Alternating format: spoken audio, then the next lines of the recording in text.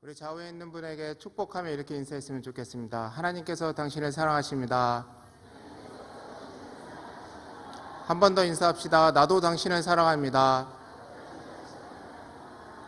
참 약수교회는 자랑할 게 많지만 정말 축복송 잘하는 거는 대한민국에서 정말 손꼽는 교회인 것 같습니다. 어떻게 이렇게 축복송 그냥 멜로디만 나오시면 얼굴이 환하게 피세요. 네. 설교 안 해도 될 것 같은 느낌이 드는데 그래도 본문은 해야 될 것 같습니다. 오늘 본문이 조금 약간 험악했죠. 제가 이제 뭐 특별한 절기가 아닌 데는 순서 따라가는 게 있는데 하필이면 이 본문이었어요. 묵상하다가 우리에게 주시는 메시지가 있겠다 싶어서 했습니다. 근데 본문만 들으면 이게 이렇게 험악할 수 없어요. 잘 들으셔야 돼요. 지금부터 마음 비우시고 있다가 본문이 마음에 안 들었어 이러시면서 가시면 안 돼요. 잘 들으셔야 됩니다. 꿈보다 해몽이 늘 중요한 법입니다. 신명기는요, 모세가 마지막에 쓴 글입니다. 언제 이렇게 선포했냐면 이스라엘 백성이 출애굽의 40년 여정을 다 마치고 이제 가나안 땅을 앞두고 헤어질 때 쓴 겁니다. 참 상황이 묘해요. 같이 가면 좋은데 모세는 못 가요. 그리고 모세와 함께 떠났던 1세대들은 대부분 다 이제 먼저 하나님 나라 가고, 이 세대들이 광야에서 태어나고 출애굽의 그 홍해 기적을 많이 경험하지 못했던 이 세대들이 이제 가나안 땅에 들여보내는 거예요. 그러니까 얼마나 노심초사하겠어요. 그래가지고 신명기를 보면요, 한 얘기를 또 하고 또 하고 또 하고 그래요. 반복해서 그렇습니다. 이제 웃으시는 분들은 이제 읽어보신 분들이고, 표정이 애매모호하신 분은 이제 읽어보실 분들이고. 근데 이제 이 상황을 잘 봐야 되는 게, 모세 입장에서는 마지막 말이니 얼마나 중요해요. 근데 듣는 사람은요, 마음이 싱숭생숭해요. 별로 잘 모르는 애들은 야, 가나안 땅 간다, 야 가자, 짐 싸고 가기 바빴는데 아우 왜 저 할아버지는 계속 얘기하고 있는 거야. 똑같은 얘기 이렇게 받는 사람들이 있었고, 어떤 사람들은 헤어지는 게 마음이 아파서 슬픈 마음으로 받는 사람들이 있었고, 그런 참 여러 가지 감정이 한꺼번에 어우러져 있는 딱 그 말씀이 신명기 말씀입니다. 근데 신명기 말씀이요, 오늘 굳이 수요일 날 누가 나오라고 꼭 그렇게 한 것도 아닌데 스스로 하나님을 뵙고자 나온 우리들에게는 참 잘 맞는 본문입니다. 왜냐하면 출애굽기 과정을 이제 우리 일반적으로 이제 구원의 과정으로 많이 봅니다. 처음 예수님 믿은 사람들은 이제 홍해 막 건넌 사람, 그리고 이제 신앙의 여정을 1년, 2년 지나서 한참 지나면 이제 광야의 땅을 한참 지나온 시노애락을 하나님과 함께한, 한평생을 함께한 그런 상황입니다. 그러니 신명기는요, 남들보다는 조금 더 하나님을 깊이 만나고 남들보다는 하나님을 오랫동안 만났던 사람들, 그래서 하나님을 믿는 것이 우리에게 익숙한 사람들, 그런 사람들에게는요 참 큰 교훈과 여러 가지 시사론점이 많은 서신입니다. 오늘도 이 말씀을 통해서요, 우리에게 좀 하나님의 말씀이 다시 한번 울려 펴졌으면 좋겠습니다. 여러분 한번 생각해 보세요. 40년을 지냈어요. 어떤 느낌일까요? 만나가 40년이에요. 매출하기도 40년, 제사도 40년, 6월절 40번, 이제 모든 사람들이요 이제 온몸을 알아요. 여러분 저기 제가 보니까 약수교회는 한 10년 정도, 그러니까 횟수로 따져서 한 2자리가 넘어가 이제 새신자 뛴 것처럼 그런 분위기인 것 같아요. 저는 애시당초 긁는 것 같아요. 마음을 비우고 있어요. 여러분 근데 10년 지나도 이제 많이 익숙하고 20년 지나도 40년 지나신 분들 대단하시잖아요. 그런데 광야에서 40년 있었다고 생각해 보세요. 얼마나 익숙하겠어요. 제사 순서 이제 눈 감고도 알아요. 만나 이제는요 어떻게 요리 먹을지 너무나 잘 알아요. 백종원만큼은 할 거예요. 다들 메추라기를 어떻게 잡아야지 맛있는지, 어느 철에 맛있는지 너무 잘 알 거예요. 그리고 하나님의 구름기둥과 불기둥 뿐만 아니라 이 성전의 그 성막을 어떻게 철거하고 어떻게 다시 또 세워야 되는지는요 너무나 전문가가 된 사람들이에요. 이 사람들은 어느 정도인가 하나님의 임재가 너무나 깊어서 하나님 안에 들어가 있어서 하나님이 안 보이는 사람들일 수 있습니다. 그러니요 이런 상황에서는요 하나님의 임재가요 하찮게 보일 수 있어요. 왜? 너무 익숙해져 버려서. 우리가 교회다운 건물에 너무 익숙해져 버려서 교회가 그냥 그 가치가 잘 안 보일 수도 있는 겁니다. 지금 모세는 딱 그걸 경계하면서 하는 겁니다. 40년 동안 너무나도 친밀했기 때문에 너무 그냥 친해져 버린 하나님. 그래서 하나님인 걸 까먹을까 봐 그냥 익숙해져 버려서 신앙이라는 걸 빼먹고 생활만 너무나 남아버릴까 봐. 그래서 모세는요 그렇게 잔소리처럼 한 번 더 이야기합니다. 우리 신앙생활도요 그런 위험이 있습니다. 너무 익숙해져 버려요. 교회의 귀한 거를 까먹을 수 있어요. 와가지고 집중하는 게 너무 세밀한 거라 교회 자체가 갖고 있는 그 넓고 크고 위대한 거를요 깜빡할 수 있어요. 그러다가 세상에 나면 어떻게 될까요? 남들이 하나님 무시할 때 그런가 보다. 그리고 남들이 교회 비판할 때 그럴 수도 있지. 그리고 은혜의 통로인 교회가요 그냥 뭐 그런 거지 그러면서 뭐라고 분명하게 말 못하고 가나안 땅 같은 데 딱 들어갔을 때 다른 사람 앞에서 주눅 들어버릴 수 있는 그런 위험이 있습니다. 모세가 그거하고 경계하고 싶은 겁니다. 그게 신명기입니다. 그런 마음으로 하는 겁니다. 신앙의 처음을 걷는 사람에게 무리한 걸 요구하는 게 아니라 신앙의 희로애락을 너무 경험하고 하나님을 너무 잘 아는 사람에게 다시 한번 하나님의 위대함을 깨닫게 하는 것, 그게 신명기입니다. 오늘 말씀은 그것으로 봐야지 오해할 수가 없습니다. 오늘 처음 말씀 한번 읽어보겠습니다. 13절 말씀입니다. 우리 함께 읽겠습니다. 시작. 여호와께서 또 내게 말씀하여 이르시되 내가 이 백성을 보았노라. 보라, 이는 목이 곧은 백성이니라. 예, 이때가 어느 때냐면요 시내산에서 있을 때입니다. 홍해를 건너서 한 3개월 지나서 시내산에 도착합니다. 그리고 뭐 며칠 기다렸다가 모세가 올라가고 40일 정도 있다 내려오니까 한 대략 100일 정도 된 거예요. 홍해의 놀라운 기적을 경험했던 사람들, 10개의 재앙으로 자신을 핍박했던 이집트가 어떻게 되는지를 목도하고 온몸으로 기적이란 기적은 다 경험했던 사람들이 딱 100일 지나서 하나님께 이런 평가를 떴습니다. 목이 곧은 사람들, 그랬습니다. 여러분, 오늘 하나님을 배신하는 사람은요 하나님 모르는 사람은 아예 배신할 수도 없어요. 제자들이 배신하는 거예요. 하나님께 혼나고 하나님의 마음에 상처를 주는 사람은요 하나님 안심을 상처받아요. 여러분 생각해 보세요. 누구한테 상처받아요? 자녀들에게. 예, 저 모르는 사람한테는 뭐 무슨 말 하든 무슨 상관이에요. 하나님과 백성의 관계가 이런 상황입니다. 우리가요 이 말을요 진중하게 들어야 됩니다. 14절에 이렇게까지 얘기하세요. 나를 막지 말라. 내가 그들을 멸하여 그들의 이름을 천하에서 없애고 너를 그들보다 강한 나라가 되게 하리라 하시기로 하나님이요 어느 정도 하는가? 다 얘네들 100일 만에 도루묵이다 보내라. 그리고 모세 너를 다시 아브라함처럼 너를 통해서 다시 나라 만들겠다, 이런 상황입니다. 이 말씀 가운데 우리에게 도전이 되는 건 뭐냐면요 백성들이 지금 방심하고 방자한 거예요. 재앙이란 재앙 보고 홍해란 기적 다 경험하고 이 사이에 만나도 경험하고 다 경험하고 나서 어떻게 됐는가? 그 다음에 자기가 하나님을 소유한 것처럼 이렇게 돼버리는 겁니다. 우리 구원도요 잘못된 거짓의 가르침에 살짝 바뀌면 이렇게 될 수 있습니다. 우리는 예수님을 영접하면 구원받는다라고 알고 있습니다. 맞습니다. 근데 성경은요 그것만 말하지 않아요. 구원에 대해서는요 과거의 이야기를 해요. 분명합니다. 우리가 잘 아는 말씀이 있어요. 에베소서 2장 8절 말씀이 이렇게 얘기합니다. 너희는 그 은혜에 의하여 믿음으로 말미암아 구원을 받았느니, 과거형으로 얘기해요. 하나님의 은혜로 너에게 줬다라는 겁니다. 맞습니다. 예수의 은혜 가운데 하나님 우리에게 구원을 주십니다. 그런데요 성경의 다른 부분은요 구원을 미래의 얘기로 합니다. 베드로 서신에 이런 말이 있습니다. 갓난아기들 같이 순전하고 신령한 젖을 사모하라. 이는 그로 말미암아 너희로 구원에 이르도록 자라게 하려 함이라. 좀 다르죠? 베드로후서 3장 15절에 이렇게 얘기합니다. 또 우리 주의 오래 참으심이 구원이 될 줄로 여기라. 구원이 지금 주어진 게 아니라 저 먼 것처럼 얘기해요. 여러분 구원은요 성경의 가르침이요 다양하게 나오는데 그걸 일목요연하게 쫙 정리하면 어떻게 되는가? 과거와 미래와 현재 다 있는 하나의 과정으로 쭉 여정하고 갔습니다. 출애굽 여정처럼.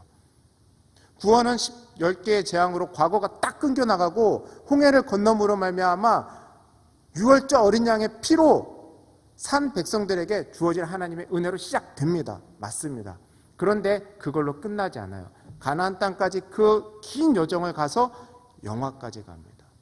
우리가 이제 성경학교에서 열심히 잘 배우셨으면 유치부부터 해서 차곡차곡 해서 열심히 잘 배우셨으면 몇 번 들으셨으면 칭의, 성화, 영화 이게 그겁니다.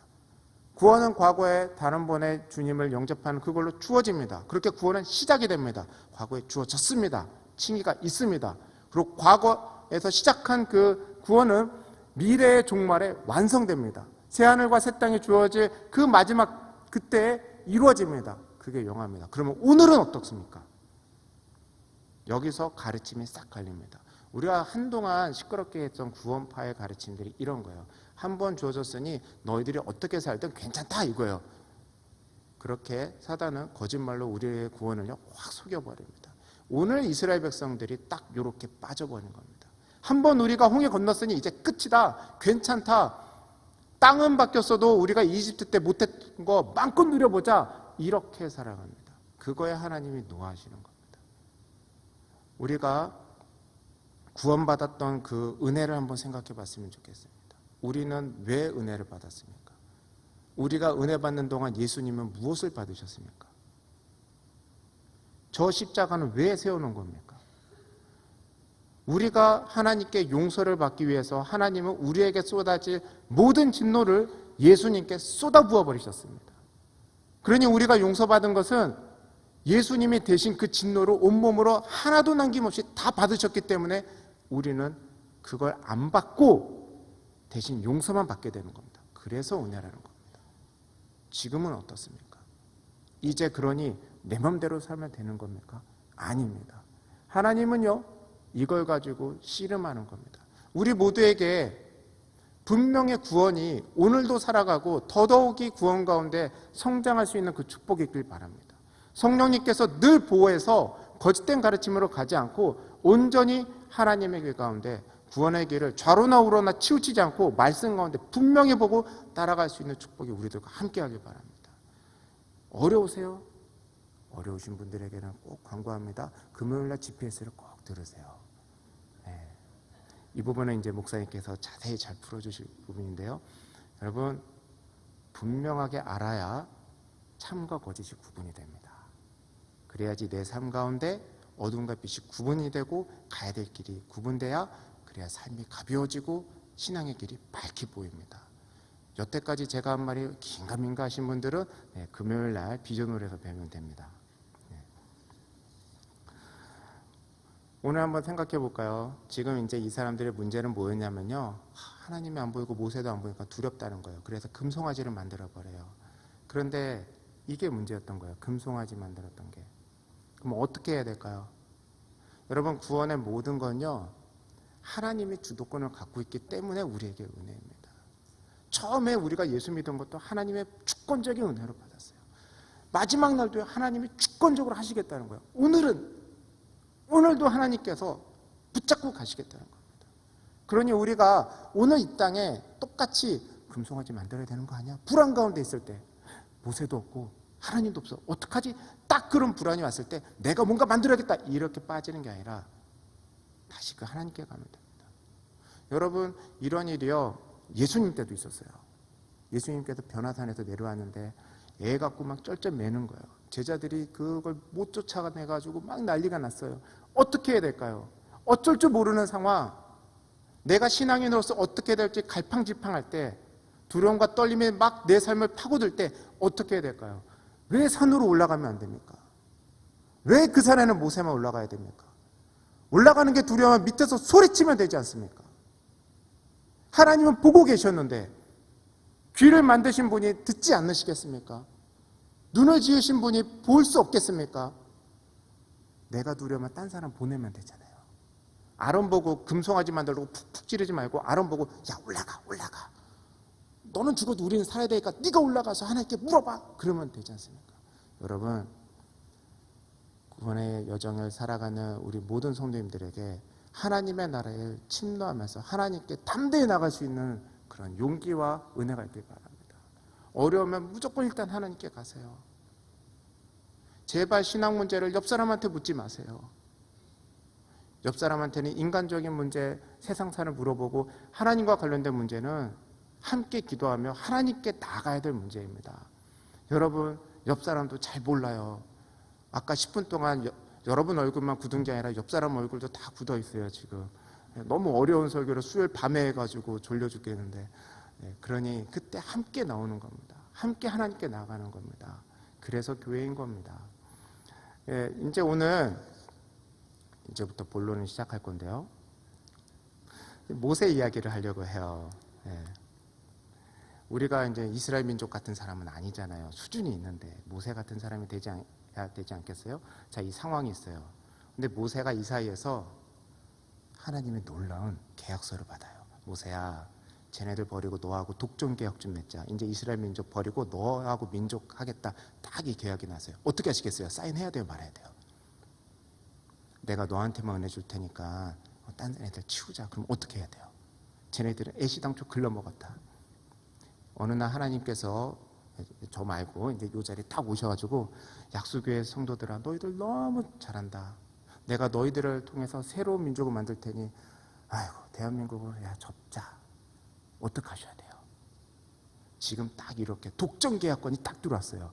대박이에요. 여기 사인하면 아브라함이 아니라 모세가 민족의 시초가 되는 거예요.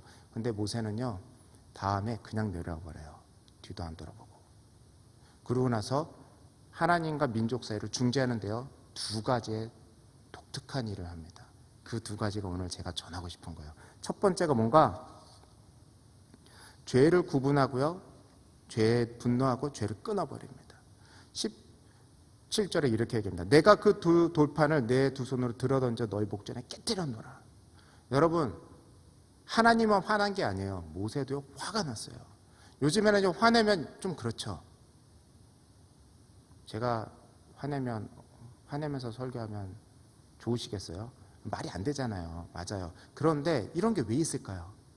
하나님의 진노와 관련돼서요, 많은 사람들이 좀 그렇다, 그냥 은혜와 사랑만 있지 뭐 또. 근데 성경에서는요, 하나님이 화가 정말 많이 나옵니다. 예수님도요, 성경 가서요 그냥 다 엎어버렸어요. 왜? 여러분, 우리가 이것에 대해서 분명하게 알았으면 좋겠는데요, 진리 앞에서는요, 참과 거짓이 나눠집니다. 선과 악이 나눠집니다. 죄가 눈에 들어 보입니다. 근데 죄가 있는데도 보고 아무 감정 없이 뭐 그럴 수 있지, 다시 한번 봐야 돼요. 내가 빛을 향하여 가면요, 어둠은 싫어야 되는 거예요. 내가 진실이 좋으면요, 거짓은 싫어져야 되는 거예요. 근데 여기에 우리는요, 약간 교양 있는 신앙인이 되고자 해서 어떻게 하는가? 싫은 얘기하기 싫어요. 그러면 조용히라도 있어야 되는데, 뭐 그렇지, 그래, 그러면서 이제 은근 살짝 따라가는 거예요. 인간관계가 하나님의 관계보다 조금 더 소중해 보일 때가 생기기 시작합니다. 여러분, 저는요, 여러분에게 축복합니다. 하나님 보시기에 분노가 일어나고 하나님 보시기에 거짓인 것에 대해서는요, 똑같이 거짓에 대해서는 메스껍고 불안하고 싫고 혐오스럽고 그런 감정들이 긍정적으로 나타나길 바랍니다. 죄에 대해서는 그래야 돼요. 그것도 괜찮고. 여러분, 죄가 괜찮다는 얘기는요, 선이나 죄나 구분을 안 한다는 겁니다. 제가 이거 어려운 얘기하다가 보니까 쉽게 설명할 수 있어요. 여러분, 밥상 다 차렸는데 애가 밥 먹다가 되게 맛있는 소세지 반찬이 떼굴떼굴 해서 식탁으로 뚝 떨어져 떼굴떼굴 굴러갔어요. 어떻게 하시겠어요? 우리 집에는 룰이 있어요. 바로 옆에 떨어진 건 그래도 괜찮은데 식탁 밑으로 떨어진 건 안 돼요. 그렇죠? 여러분들은 어떠세요? 괜찮으세요? 먹이세요? 먹이기는커녕 먹으려고 하면 소리 지르고 화내실 텐데. 그런데 어린애가 방바닥에 떨어진 소세지 먹는 것도 그렇게 화를 내는데, 왜 우리는 하나님의 선한 길이 아니라 다른 길로 가는 데에 대해서는 그렇게 관용할까요? 죄에 대해서 분노할 수 있고 그걸 구분해낼 수 있는 우리 모두가 될 수 있기를 축복합니다. 그런데 분노할 때요, 이거 끝까지 잘 들으셔야 돼요. 모세가, 어려운 질문인데, 돌판 어디에 던졌어요? 1번 아론한테, 2번 백성의 머리로, 세 번째 금송아지로. 어디에 던졌어요? 모르시겠어요? 두 돌판을 사람에게 던지지 않았어요. 뭘 부셨어요? 사람을 팼어요? 아니면 금송아지로 부셨어요? 금송아지로 부셨어요. 우리가 분노해야 될 건 사람이 아닙니다. 사람한테 화내는 거 아니에요. 그 죄에 대해서 분노를 갖게 되는 거예요. 죄가 싫으니까 그런 거지 사람을 미워하는 거 아닙니다. 하나님도요, 사람을 미워하지 않고요, 죄를 미워했는 겁니다. 여러분, 우리가 이렇게 죄에 대해서 구분해낼 수 있기를 바랍니다. 우리가 이것이 구분하지 않으면요, 싸울 수가 없어요. 우리에게 한 가지 더 하실 수 있으면, 믿음의 분량대로 할 수 있다면 21절의 축복도 있기 바랍니다. 너희의 죄 곧 너희가 만든 송아지를 가져다가 불살라 찢고 티끌같이 가늘게 갈아 그 가루를 산에서 흘러내리는 시내에 뿌렸느니라. 아예 싹 없애버려요. 우리는 요거 잘 못해요. 이게 문제예요. 늘. 저나 여러분들이나 비슷해가지고 저를 보면 여러분을 보는 것 같다는 생각이 들어서 뭐 비슷하잖아요. 싫은 건 알아. 근데 거기에 더 가끔 꺼내봐. 좀 친해. 그래도 또 다시 넣어놔. 이게 문제 아니겠어요? 아니에요. 깨끗이 정리할 수 있길 바랍니다. 그거 있는 것 자체가 싫어질 수 있길 바랍니다.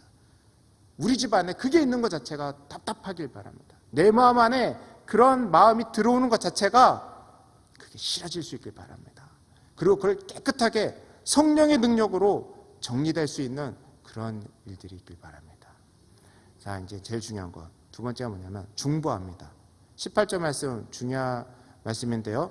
함께 읽었으면 좋겠습니다. 18절 말씀 우리 함께 읽겠습니다. 시작. 그리고 내가 전과 같이 40주 40야를 여호와 앞에 엎드려서 떡도 먹지 아니하고 물도 마시지 아니하였으니 이는 너희가 여호와의 목전에 악을 행하여 그를 경노하게 하여 크게 죄를 지었습니다. 하나님과 사람 사이를 중재하고자 했던 모세는요, 첫 번째로 죄를 싹 정리해버립니다. 그리고 나서 이제 끝나느냐? 아니요. 관계 회복을 위해서 노력하는데 첫 번째가 뭐합니까? 여호와 앞에 엎드립니다. 잘 기억하세요. 사람 혼내고 사람한테 잔소리한다고 해결 안 됩니다. 하나님도요, 포기했잖아요. 하나님도 사람 변하는 거 포기하셔서 아들 내어놓으셨잖아요. 그러니 우리가 사람한테 잔소리한다고 해야 될 얘기는 해야 되지만 결국 우리에게 가야 될 방향은 어딘가? 여호와 앞에 엎드려서 다시 한번 자비를 구하는 게 중재하는 자의 길입니다. 여러분, 우리가 함께요, 하나님 앞에 엎드렸으면 좋겠습니다. 굳이 수요 예배까지 나오시는 우리 신앙이 신실하신 약속의 성도님들, 함께 주님 앞에 엎드렸으면 좋겠습니다. 우리가 각자 봐서 저건 아니야, 그 사람하고 싸우거나 그거에 대해서 해봤자 입만 아프고 목만 아프고 돈도 안 생겨요. 아무런 좋은 거 없어요. 우리가 가야 될 길은 여기입니다. 여기에 와서 엎드려서 함께 기도하는 것, 그 자리가 우리가 가야 될 특권의 자리입니다. 우리가요, 19절까지도 가길 바랍니다. 여호와께서 심히 분노하셔서 너희를 멸하려 하셨으므로 내가 두려워하였노라. 그러나 여호와께서 그때도 내 말을 들으셨고. 하나님이 누구 말씀 들으신다고요?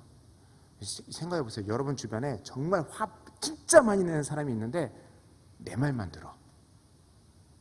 자, 그런데 그 사람이 화났어. 나 뭐 해야 돼요? 그래, 너 화 잘 냈다. 가서 한 대 치고 와라. 이래야 되겠어요? 아니면 말려야 되겠어요? 지금 모세가 그런 역할입니다. 이 땅에 교회를 세워주신 교회에 대한 축복이 바로 이 축복입니다. 하나님은 우리의 기도를 들으십니다. 우리의 기도를 들으시고 이 땅을 향한, 그리고 우리를 향한, 나를 향한, 내 가정을 향한, 우리 교회 하여튼 모든 허물과 죄에 대해서 분노하실 때라도 무엇을 듣고 계신가? 우리의 기도를 듣고 계십니다. 그러니 우리의 기도에는요, 축복인 겁니다. 우리가 함께 주님 앞에 엎드리고 내 기도도 하지만 이 귀한 자리가 단지 내 기도만으로 끝나지 않고 아직 예수를 몰라서, 아직 하나님을 잘 몰라서 겨우 예수 믿은 지 100일밖에 안 돼서 하나님의 은혜를 조금밖에 못 받아서 하나님의 누구신지 모르는 그때, 하나님을 한 번도 깊게 만난 우리가 40의 출애굽기의 여정처럼 인생의 희노애락을 다 보낸 우리가 엎드려서 기도해야 되는 그 자리가 우리의 자리입니다. 그 축복을 우리가 끊임없이 들어왔으면 좋겠습니다. 마지막으로 20절입니다. 20절 우리 함께 읽겠습니다. 시작. 여호와께서 또 아론에게 진노하사 그를 멸하러 하셨으므로 내가 그때에도 아론을 위하여 기도하고. 하나님께서 진노해서 죽이겠다고 하면 도대체 얼마나 죄가 많은 사람이에요. 에휴, 저 정도면 죽어도 다 그럴 거예요. 그때 모세는 안 그랬다는 겁니다. 이게 성령 충만한 성도들의 특권입니다. 우리는 안 그랬으면 좋겠습니다. 우리는 하나님 앞에서 다른 말을 했으면 좋겠습니다. 우리를 통하여 성령님께서 다른 말과 다른 기도가 충만하게 입에 습관처럼 배우기를 바랍니다. 남들은 쟤는 했을 때 우리가 사랑으로 축복하고, 그래도 했을 때 하나님의 은혜는 한없다라는 말을 우리 입에서 나오길 바랍니다. 우리가 그렇게 평화의 도구로 화평케 하는 자로 쓰임받을 수 있길 바랍니다. 여러분, 중재하는 사람은요, 기도합니다. 우리가 기도할 때 하나님 나라하고 이 땅이 하나가 됩니다. 여러분, 왜 우리가 평안하게 살까요? 옛날에 한번 내가 예수 믿어서 내가 열심히 아니요. 로마서 8장에 이렇게 얘기합니다. 한번 들어보세요. 누가 우리를 정죄하리요? 죽으실 뿐 아니라 다시 살아나신 이는 예수 그리스도시니 이는 하나님 우편에 계신 자요 우리를 위하여 간구하시는 자니라. 하시는, 이게요, 딱 들어도 느낌 오죠? 지금도 하고 계신다는 거예요. 계속 하나님 옆에서 예수님이 계속 뭐하고 계시냐면 그 2000년 동안 계속 우리를 위해 중보하신다는 거예요. 사실 우리의 삶도 이렇게 보면요, 참 허물 많아요. 그런데도 멀쩡히 여기 와서 제가 마이크 앞에 서 있는 게 그냥 기적이에요. 우리가 같이 찬양하고 기도하는 게 기적이에요. 뭐 볼 거 있다고 우리가 주님 앞에 예배자로 섭니까? 예수님께서 우리를 위하여 오늘도 기도해 주셨기 때문에 오늘도 주님 앞에 담대히 서는 겁니다. 나를 위해 기도해 주시는 예수님이 계시기 때문에 내가 오늘 하루 더 사는 겁니다. 내가 한 번 더 예수님을 붙잡고 가는 겁니다. 그런데 우리가 어떻게 다른 사람을 향하여 다른 말을 할 수 있겠습니까? 우리의 자리는 예수님의 자리처럼 중보의 자리입니다. 그래서 이 자리가 귀하고, 그래서 여러분이 귀하고, 그래서 교회가 귀한 겁니다. 우리가요, 가림을 먼저 받았으니 가림을 바라면서 했으면 좋겠습니다. 우리 기도의 지경이 넓어졌으면 좋겠습니다. 나라를 살리고 공동체를 살리고 하는 기도가 있었으면 좋겠습니다. 내가 기도하기 때문에 가정이 살아나고, 우리가 합심해서 기도하기 때문에 교회가 서고, 우리 교회가 함께 기도하기 때문에 대한민국이 섰으면 좋겠습니다. 한번 우리가 회개했으면 좋겠어요. 저도 그렇지만, 저도 저의 어머니의 자녀를 위한 기도 가운데 살아왔지만, 우리가 내 자녀 기도하면서 수십 평생을 사는 동안에 우리가 내 가족에만 기도를 집중하고 넓게 보지 못하고 그렇게 내 마음에만 집중하는 기도 가운데 있는 가운데 이 땅의 교육은 얼마나 더 치열해지고 경쟁이 한없어졌습니까? 그 사이에 우리 아이들은요, 하나님이 아니라 대학이 우상이 돼버렸어요. 학원 스케줄 때문에 수련회를 가니 많이 그거 갖고 여름마다 그냥 싸워야 돼요. 언제나 한번 너무 속이 터지는 일이 있었어요. 학원 선생님이 공문을 가져오라 그랬대요. 수련회 가는 거에 대해서. 그래가지고 제가 엄마한테 전화했어요. 못 보낸다고 그런 거. 무슨 학원이 교회에게 공문을 요구하냐고. 애 데려오지 말라고. 그리고 학원 선생님 전화번호 내놓으라고. 제가 조금 너무 화를 많이 냈었나 봐요. 조용히 해결됐어요. 바람직한 건 아닌데. 근데 너무 화가 나는 거예요. 우리가 어떻게 바르게 교육을 못했으면 아이들이 그거 갖고 고민하게 됐을까? 우리 자녀가 온전히 살아가기 위해서 축복하고 내 자녀를 살려달라고 했지만 그 사이에 우리 공동체 전체를 위한 기도를 빼먹고 우리가 눈을 깜빡하는 사이에 우리의 취업과 배우자와 결혼과 그 이후의 삶들은 너무나도 치열해져 버렸어요. 공동체를 위한 기도가 우리의 기도의 전체 분량에서 작아지면 작아질수록 이 우리의 삶은 풍족해질지 몰라도 우리 나라의 전체의 삶은 달라졌습니다. 우리가 언제까지 북한을 경제, 정치, 그리고 군사적인 평화 아니면 민족의 화합으로만 봐야 됩니까? 왜 북한은 복음화해야 될 새로운 땅으로 바라볼 수는 없습니까? 그 땅에 교회를 세우고 그 땅의 사람들을 예수를 전하고자 하는 마음은 왜 우리의 가운데 가치에서 꽤 밑으로 떨어져 버립니까? 우리가 다시 한번 하나님의 마음으로 이 땅을 바라보고 하나님의 마음으로 좀 세상을 넓게 보고 갔으면 좋겠습니다. 우리에게는 하나님이 그런 특권을 준 거예요. 이 땅에 모세처럼 살아가려고 우리에게 성령 충만하게 이 교회를 주시고 예배를 주시고 기도할 수 있는 생명과 함께 모일 수 있는 건강을 주지 않았습니까? 우리가 와서 기도할 때 하늘과 땅이 화합될 수 있도록 우리가 나라를 위해서 우리 주변을 위해서 기도했으면 좋겠습니다. 그 기도를 들으시는 하나님, 모세의 기도를 들으신 하나님께서 40평생을 들으셨습니다. 끝까지 가나안 땅까지 들여보내셨습니다. 우리가 살아생전에 그 기적을 봤으면 좋겠습니다. 다시 한번 이 땅에 일어나는 부흥은 우리가 기도로 말미암아 하나님의 능력이 우리의 기도를 통해서 흘러가는 그것을 우리 생전에 다시 한번 볼 수 있는 욕심일까요? 아니요. 성경을 보면 그것은 약속으로 주어집니다. 수요일까지도 굳이 예배드리는 우리에게 하나님이 누구를 들어쓰실까요? 저는 그렇게 믿음으로 우리 모두를 축복합니다.